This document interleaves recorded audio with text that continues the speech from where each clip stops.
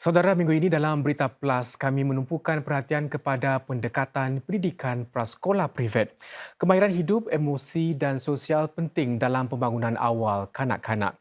Inilah pendekatan yang diambil oleh beberapa prasekolah privat untuk menawarkan pendidikan menyeluruh. Nilai tambahnya kepada sektor pendidikan awal kanak-kanak ditinjau wartawan Emilia Amin dalam bahagian terakhir siri mengenai prasekolah. 4 anak Encik Faris dan Cik Sarifah telah melalui pendidikan awal mereka di prasekolah ini. Hubungan yang akrab dengan para pendidik dan pendekatan pembelajaran menyeluruh antara sebab mereka menghantar anak-anak mereka ke prasekolah privat ini. Sekolah ini berdekatan dengan rumah saya dan sekolah ini mendisiplinkan anak-anak dengan program yang sistematik. Sering bekerjasama dengan ibu bapa dan cikgu-cikgu di sekolah ini. Sikap guru-guru berdedikasi yang kerap berkongsi tentang perkembangan anak-anak mereka di sekolah menerusi media sosial juga dihargai. Satu lagi yang menjadi daya tarikan adalah kurikulum yang mendedahkan anak-anak mereka kepada pembelajaran secara aktif dan kemahiran yang diperlukan sehari-hari. Fokus on Phone Educare adalah untuk memberi kanak-kanak kami peluang untuk membesar secara holistik. Kami mengambil berat memberi mereka pengalaman secara fizikal dan hands-on learning. Kami juga mengambil berat tentang kualiti guru-guru kami termasuk guru pembantu. Sifat kerja secara berpasukan adalah satu yang kami tetap terapkan dalam guru-guru kami dan juga para pembantu di sekolah. Di sebuah lagi prasekolah privat, cara untuk mempersiapkan kanak-kanak untuk kehidupan sedang mereka meningkat usia dilakukan menerusi kegiatan bermain. Di SHOS, kami berpegang kuat pada pendapat bahawa cara yang paling berkesan dan efektif ialah menerusi permainan supaya kanak-kanak akan dapat menimba ilmu, sama ada ilmu pengetahuan ataupun kemahiran dalam mata pelajaran dan juga kecenderungan dan nilai-nilai yang baik. Kurikulum SHOS menekankan bahawa kanak-kanak yang kerap bermain dalam proses pembesaran mereka akan menjadi lebih pintar. Mereka juga lebih berkeyakinan dan bermotivasi. Dan ini adalah ciri-ciri yang dapat menyiapkan mereka untuk masa depan. Lantaran itu, kaedah pengajaran di sini dicipta menggunakan pelbagai jenis permainan yang berbentuk fizikal, membina dan melatih deria. Kegiatan bermain seperti ini adalah sebahagian daripada pendidikan menyeluruh yang menggalak kanak-kanak untuk belajar dengan cara yang menyeronokkan. Mereka belajar untuk berinteraksi, berkawan dan berkomunikasi. Dan ini diseimbangkan dengan pelajaran di dalam kelas yang menyiapkan mereka untuk pendidikan di sekolah rendah. Ini termasuk bidang-bidang pembelajaran bahasa dan kegiatan membaca, matematik dan juga memahami dan menghargai dunia sekeliling.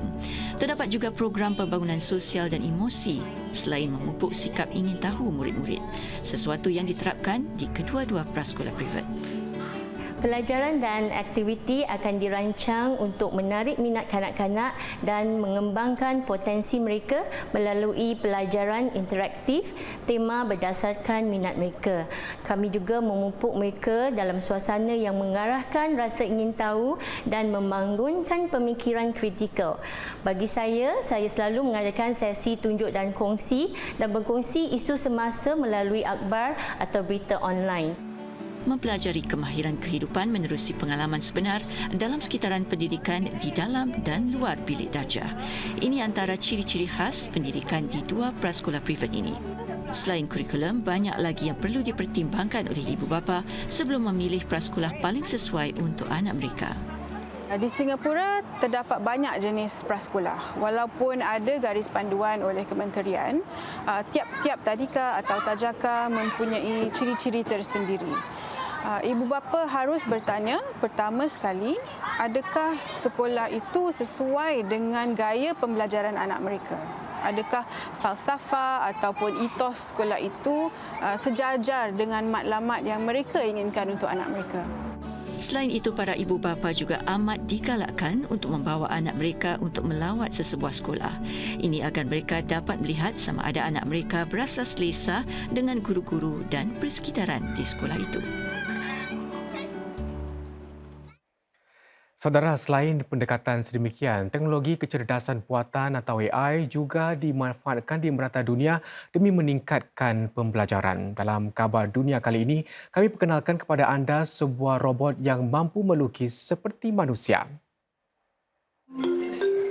Ini dia Aida. Aida disifatkan sebagai robot seniman pertama di dunia oleh para penciptanya. Dibina pada 2019 di Britain, Aida mempunyai tangan robotik canggih yang membolehkannya melukis seperti manusia.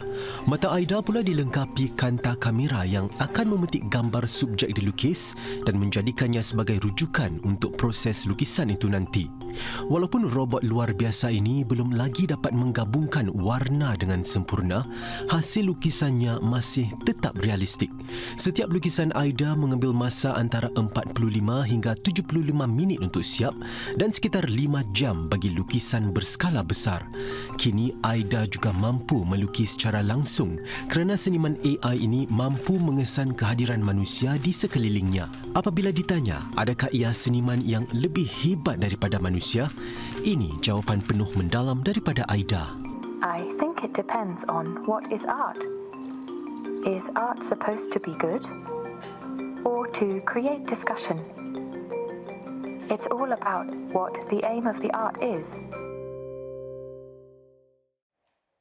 Daripada seni dalam AI, ayuh kita ke seni hiburan dan muzik di Brazil pula. Segmen destinasi kali ini membawa anda ke Karnival ikonik Rio de Janeiro yang kembali selepas 2 tahun ditiadakan akibat pandemik. Karnival ikonik Rio de Janeiro akan berlangsung pada Jumaat ini 17 Februari. Sebagaimana lazimnya, ia akan menampilkan pelbagai kumpulan muzik dan penghibur jalanan yang dikenali sebagai blokos. Mereka akan berarak di sekeliling bandar sehingga 25 Februari nanti. Mereka yang terlibat sudah giat membuat persiapan sejak hujung minggu ini. Misalnya, para pengikut agama Candomblé melakukan amalan pembersihan rohani iaitu Samba Drum bersama dengan para pemuzik dan anggota sekolah Samba. Ratusan daripada mereka juga membersihkan lantai dengan apa yang mereka anggap air suci sambil menari dan menyanyi dalam keadaan hujan lebat. Agama Candomblé ini diperkenalkan ke Brazil oleh masyarakat Afrika yang diperhambakan sekitar 400 tahun lalu. Ia juga merupakan salah satu agama rasmi Brazil. Karnival terkenal di Brazil ini dijangka menarik sekitar 80,000 pelancong luar negara dan boleh menjana hampir $1 bilion Amerika dalam hasil perniagaan. Kicau minggu ini kontroversi sekitar permainan yang kini menjadi kegilaan di Malaysia dan Indonesia. Bukan sahaja bunyi bising alat mainan itu mengganggu ketenteraman orang ramai, dilaporkan juga kes kecederaan melibatkan permainan dikenali sebagai lato-lato itu.